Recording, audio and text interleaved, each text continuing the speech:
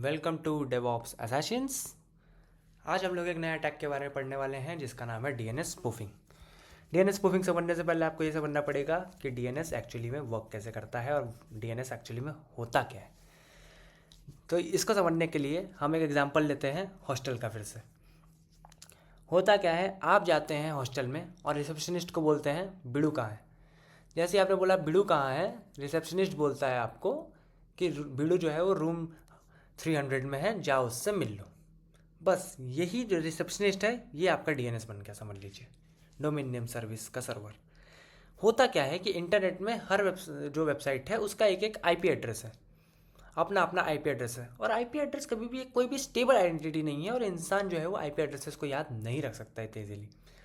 इसीलिए बना domain name service. Domain name service क्या करती है कि आईपी एड्रेस के ऊपर एक नेमिंग कर देती है, आप ये समझ सकते हैं। तो होता क्या है, जैसे ही आप google.com पे हिट करते हैं वह उस चीज़ को एक आईपी एड्रेस में कन्वर्ट कर देता है। लेकिन ये आईपी एड्रेस में कन्वर्ट करता कौन है? ये आईपी एड्रेस में जो कन्वर्जन हो रहा है ये करता है एक डीएनएस सर्वर।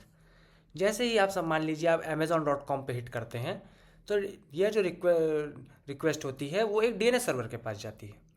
डीएनएस सर्वर इस चीज़ों की एक पूरी लिस्ट रखता है कि कौन से आईपी एड्रेस पे किसका डोमेन नेम एसोसिएटेड है। उसके पास पूरी एक फ़ाइल होती है और उससे वो आपको जो है आईपी एड्रेस प्रोवाइड कर देता है। तो यह हो गया आईपी एड्रेस एंड डीएनएस का एक रिलेशन। अब हम लोग समझते हैं कि भाई स्पूफिंग क्या होता है। स्पूफिंग का मतलब होता है कि झूठा आंसर दे देना। जैसे कि आप गए और आपने हॉस्टल में जाके बोला ब्लू कहाँ है, लेकिन रिसेप्शनिस्ट की जगह कोई एक फ्रॉडी आदमी बैठा हुआ था। उस फ्रॉडी आदमी ने आपको बोल दिया कि रूम 999 पे बिड़ू है। अब आप क्या होगा, आप गलत कमरे में चले जाएंगे क्योंकि आपने फ्रॉडी आदमी को ट्रस्ट कर लिया। तो होता यही कुछ है कि विक्टिम जो है वो एक डीएनएस क्वेरी भेजता है और वहाँ से अटैकर क्या करता है कि एक फेक डीएनएस रिस्पॉन्स भेज देता है।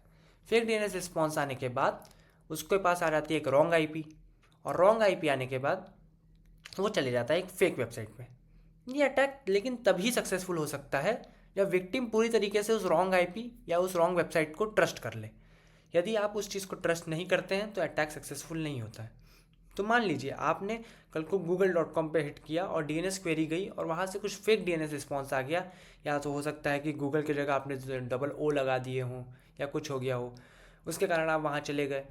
और वहाँ पे जैसे ही आप गए वहाँ पे उस वेबसाइट पे आपने लॉगिन किया, आपने क्रेडेंशियल्स डाले और वो क्रेडेंशियल्स फिर बाद में अटैकर ने चुरा लिए। ये फिर एक नॉर्मल अटैक है जो आज के ज़माने में बहुत ज़्यादा कॉमन है और होता रहता है ये अटैक। सो अटैक तभी सक्सेसफुल होगा जब आप एज अ विक्टिम उस वेबसाइट को ट्रस्ट कर लेते हैं। यदि आप उसको ट्रस्ट नहीं करते हैं और वापस आ जाते हैं, so this attack will not be successful.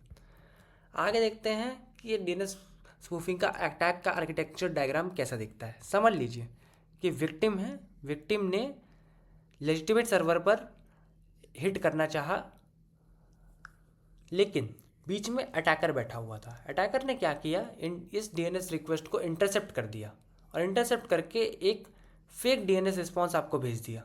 अब विक्टिम क्या करता है, उस फेक डीएनएस रिस्पॉन्स के वजह से उस अटैकर की आईपी को लेजिटिमेट मान लेता है और विक्टिम जो है डायरेक्ट कनेक्ट कर जाता है उस अटैकर की मलीशियस वेबसाइट पे या मलीशियस सर्वर पर।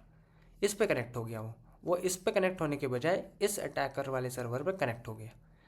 यही काम होता है एक डीएनएस स्पूफिंग के अंदर कि आपको झूठा आंसर दे दिया गया और आपको दूसरी वेबसाइट या अटैकर ने अपने मलीशियस सर्वर पर आपको लेके चला गया। This is all about DNS spoofing. अब हम समझते हैं कि इसका रीमेडिएशंस क्या हो सकते हैं। रीमेडिएशन ये हो सकते हैं कि आप डीएनएससी का यूज़ कीजिए। होता क्या है इसके अंदर कि ये डीएनएस रिकॉर्ड्स पर एक डिजिटल सिग्नेचर लगा देता है कि या this is the legitimate website and this is the legitimate things.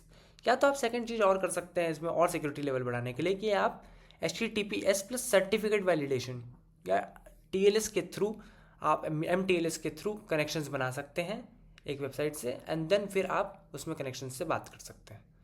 सो ये दो रीमेडिएशन तरीके थे। मैं नहीं कह रहा कि this are the only one या only two things that we can do, but there are many things, so you have to think about that, think and question everything that you get. हो सकता है कि जो चीज़ आपको जैसी बताई हो वो वैसी वर्क ना करती हो सकता है जो आपको चीज़ें जैसी समझाई गई हो वो वैसी वर्क ना करती हो। आपको बता दिया गया कि डीएनएस ऐसे वर्क करता है, बट अटैकर ने उसको किसी और तरीके से यूज़ किया। बस यही काम होता है एक अटैकर का और एक हैकर का, कि वो कुछ सिस्टम को क्वेश्चन करता है, and that what makes an attacker और a hacker a legitimate hacker और अ एलाइट हैकर। यही बोल सकते हैं हम इसके बारे में।